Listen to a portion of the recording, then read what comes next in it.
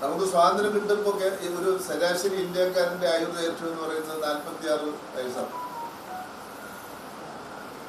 ഇപ്പൊ ഒരു ശരാശരി മലയാളിയുടെ ആയുർദൈർഘ്യം 73-76. അത് തന്നെ മറ്റു ചില സംഘടനകൾ നടത്തിയിട്ടുള്ള പഠനങ്ങളിൽ നിന്നും 83 വയസ്സ് വരെയായി വർദ്ധിച്ചിട്ടുണ്ടെന്നാണ് കാണുന്നത്. അപ്പൊ ഈ 46-ൽ നിന്നും 83-ലേക്കുള്ള ഈ മാറ്റം കേരളത്തിലുണ്ടായത് കേരളത്തിന്റെ എല്ലാ മേഖലയിലും ഉണ്ടായിട്ടുള്ള ശിഷ്യ ആരോഗ്യ രംഗത്തുണ്ടായിട്ടുള്ള വളർച്ചയുടെ ഒരു ലക്ഷണമാണ്.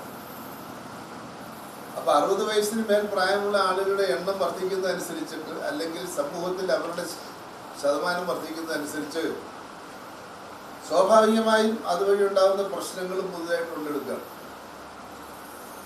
വയോജനങ്ങൾ നേരിടുന്ന പ്രശ്നങ്ങൾ പുതുതായിട്ട് ഉള്ളെടുക്കുന്നു, വയോജനങ്ങൾ പോലും സമൂഹത്തിൽ നേരിടുന്ന പ്രശ്നങ്ങൾ ഉള്ളെടുക്കുന്നു. ഇത് രണ്ടുമുണ്ട്.